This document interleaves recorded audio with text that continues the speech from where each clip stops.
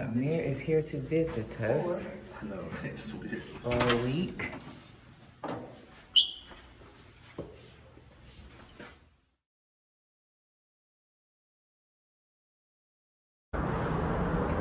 What's up, Ram fam? So, to those of you that have been keeping up with our family and the moves, I'm here to update you. So, it's Saturday, beautiful day out.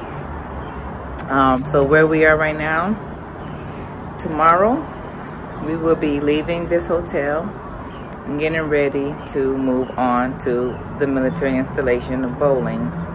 So the 6 months of the evacuation has ended.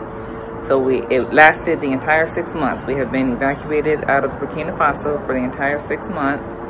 It is officially over. State Department has determined that Burkina Faso will be an adult-only post, so 21 years and older. So that means that my children and I will not be returning to Burkina Faso. My husband will remain there. I do not know for how long exactly, but in all reality, it's probably going to be about a year and a half, just as he did in Burundi the first time. Because if any of you who are not familiar with the Defense Attaché program, once an ordered departure or an authorized departure takes place, your time, the military members' time that they're supposed to do, it stops the clock. And that is the part that I did not quite understand. I knew that there was however many months it took. I knew it was however many months it took, but I didn't know that that meant that does nothing towards my husband's time. So Burundi is supposed to be, or Burkina Faso, is supposed to be a 2-year post. And so since the evacuation lasted the entire 6 months, this 6 months that my husband has been there does not count towards his 2 years. And he has to make this 6 months up now that the order is officially over. And so to, my military family, if he was to curtail, it doesn't happen immediately. It's going to take some time. But I think that still, even if he curtailed and said he wanted to do a year, it wouldn't matter because he has to make up the 6 months. So that's a year and a half. So that's probably what it's going to look like. But nothing is known just yet. But to just keep us into reality, and that's what I'm going to say that it is. In addition, all right, there's the COVID that's going on and the non-travel movement that's in place. Whenever that is lifted, then that will be lifted, but that has no bearing on whether he can come or go as far as PCSing. It will only play a part on his taking leave. So I do not know when my husband will be able to take leave. So again, if you've been watching and keeping up with the family, you know that he came and visited us New Year's. So that's the last time that we were physically in the presence of each other, and I don't know when that's gonna happen again. Luckily, this is the new age where we got WhatsApp and FaceTime and Zoom and all those other things that we can keep in touch with each other. So, like I said, so now our entitlements and everything like that changes over.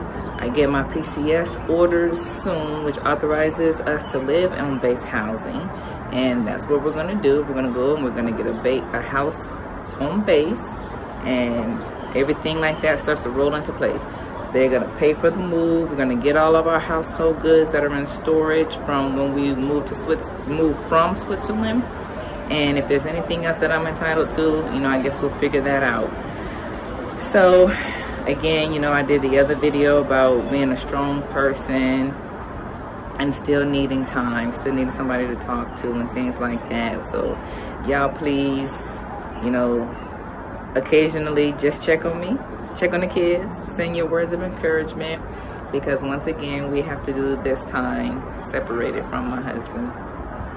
And people may think, you know, that this is what we signed up for, but I mean, it is what it is. You know, State Department felt that it was best to evacuate families. Then COVID happened, and stuff is out of our control.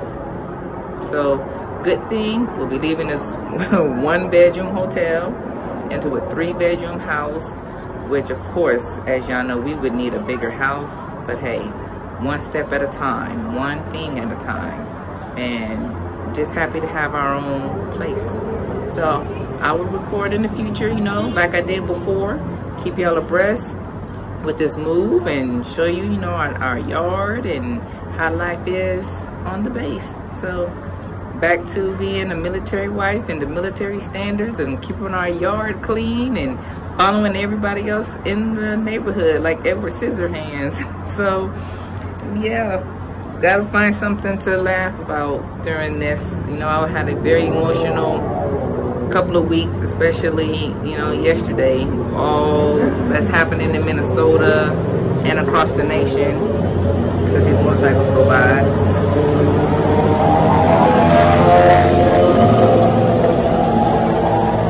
You know, because I have a lot of family in Minneapolis, so any one of them could have been George Floyd, or any one of them could have been a bystander to George Floyd. You know, I have a cousin with a food business where he delivers food. You know, that could have easily been him, but luckily it wasn't. And the whole, it's just an emotional turmoil. But I'm staying focused and trying to control what I can control. And so we're moving into a base house. Focus on every day, being thankful for one little bit at a time. So leave me some comments, like the video, and I'll be looking forward to talking to you some more.